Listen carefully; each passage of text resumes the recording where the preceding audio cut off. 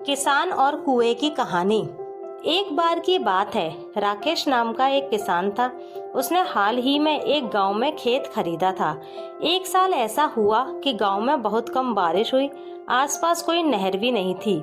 इसलिए किसान को चिंता होने लगी कि वह अपनी फसलों के लिए पानी कैसे लाएगा।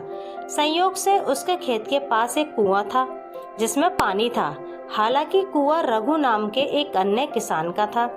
इसलिए राकेश ने रघु से कुआं बेचने के लिए संपर्क किया ताकि वह अपनी फसलों के लिए पानी का उपयोग कर सके। रघु बहुत लालची किसान था। रघु ने राकेश से कहा, जरूर मैं तुम्हें कुआं बेच दूंगा, लेकिन एक बार बिकने के बाद मैं इसे वापस नहीं लूंगा।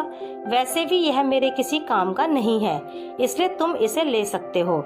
इस तरह कुआं राकेश को बेच दिया। अगले दिन राकेश खेत पर गया और कुएं से पानी निकालने लगा, लेकिन उसे आश्चर्य हुआ क्योंकि रघु वहां मौजूद था और उसने उसे कुएं से पानी निकालने से रोक दिया। उसने कहा, मैंने तुम्हें सिर्फ कुआं बेचा है, उसका पानी नहीं। अगर तुम्हें पानी चाहिए तो तुम्हें इसके लिए ज्यादा पैसे देने होंगे। यह सुनकर राकेश ने रघु को समझाने की कोशिश की, लेकिन कोई फायदा नहीं हुआ। राकेश ने इस मुश्किल का हल ढूंढने के लिए राजा से संपर्क करने का फैसला किया। राजा ने केस की सुनवाई के बाद सीधे मंत्री के पास मामला भेजा, क्योंकि मामला पेचीदा था। मंत्री ने राकेश की कहानी सुनी और कहा कि वे उसकी समस्या का समाधान करेंगे और रघु से न्याय भी दिलवाएंगे। अगले दिन मंत्री राकेश के साथ कुएं के पास आया। उसने राकेश से कुएं से पानी निकालने को कहा।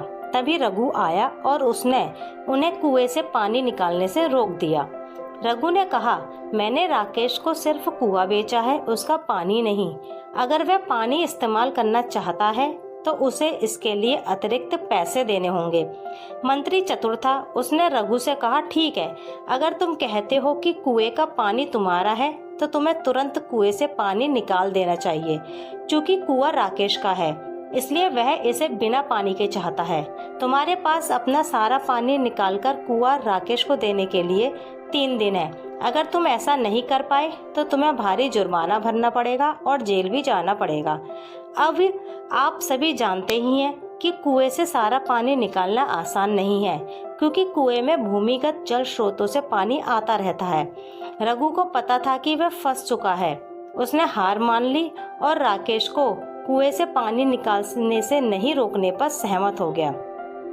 मंत्री ने रघु पर एक छोटा सा जुर्माना लगाया ताकि दूसरों के लिए एक उदाहरण बने कि वे दूसरों के साथ धोखा करने की सोच भी ना सकें। उस दिन के बाद से रघु ने कभी किसी को धोखा नहीं दिया।